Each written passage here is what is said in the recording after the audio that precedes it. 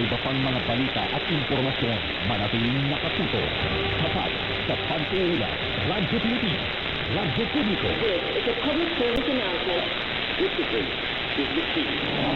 Puniwa sa aksidente silang. Ang pagmamaneho ay may kaakibat na responsibilidad, hindi basta mapaandar lang ang sasakyan. Pinasisi ng sarili. Ang kahandaan sa Manibela, siguruhin inyong konsentrasyon ay hindi magagambala. Importante rin na ating laging isipin. Init ng ulo ay huwag pairalim, bagkus sa ligtasan ng lahat ang siyang dapat unahin. Isang mahalagang paalala. Mula sa Presidential Broadcast Service at Radyo Pilipinas, Radyo Publiko. This is a public service announcement. Public service announcement. Presidential Broadcast Service. Danger na mula sa kagat ng lamok ay ating maiiwasan kung 4S ay ating isasagawa at pakikinggan. Search and destroy. I-destroy natin yung mga maaaring pamahayan na manok sa pamamagitan ng pagsaot sa mga kagamitan maaaring pag-ipunan ng tubig at pagsiglugan ng manok. Self-protection. Ito ay pamamagitan ng pagsuot ng damit na may mahabang mandat o pantalon o maaaring paggamit po ng interpretelan. Early consultation.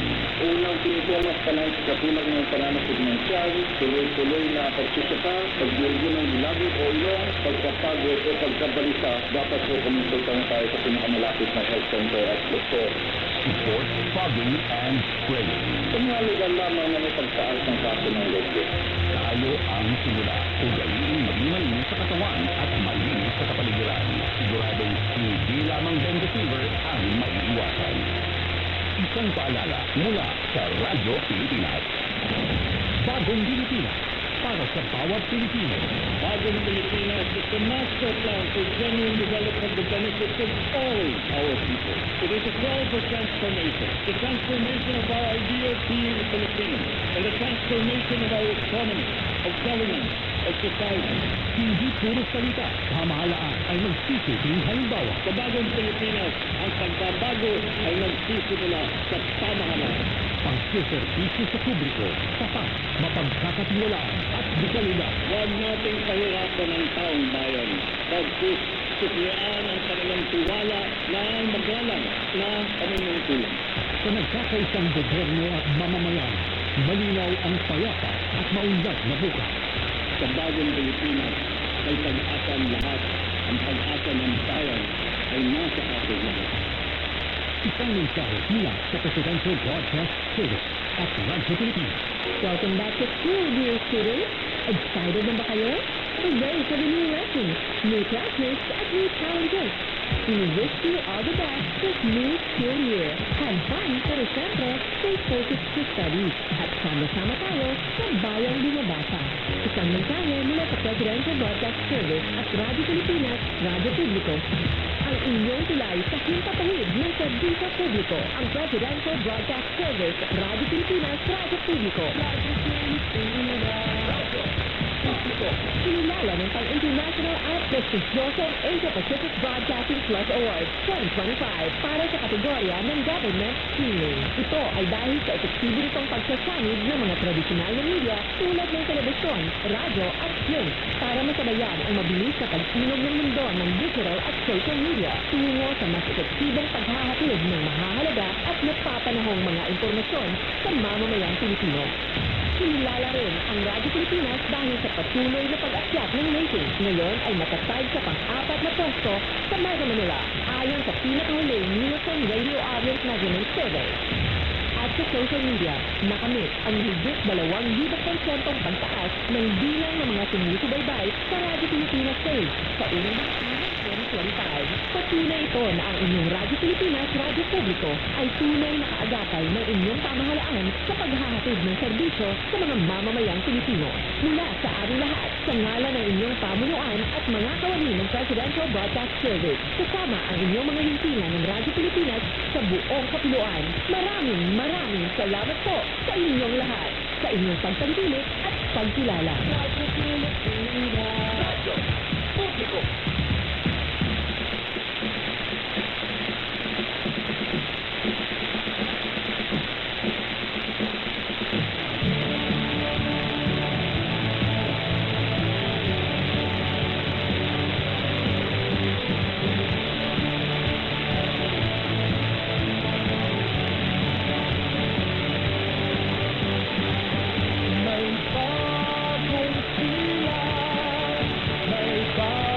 ng buhay.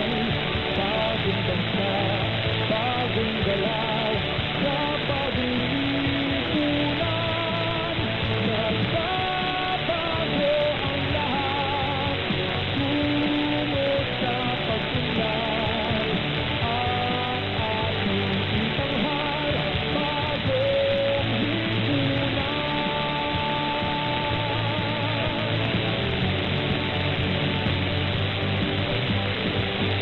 Ang gabi nagnalo ng ganan, at lumipas na ang magdamag.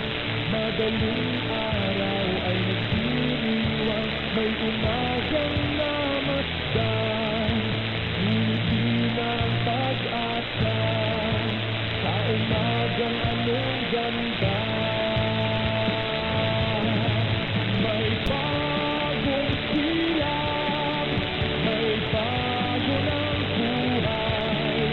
Bagong bansa, bagong galaw, sa bagong lipunan. Nagbabago ang lahat, tungo sa pag-unlad. At ating itanghal, bagong lipunan.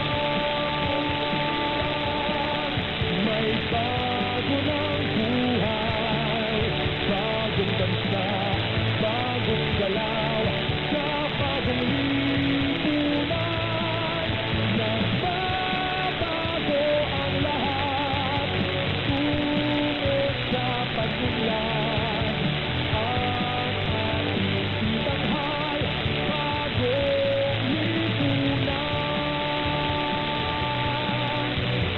Bagong lipunan.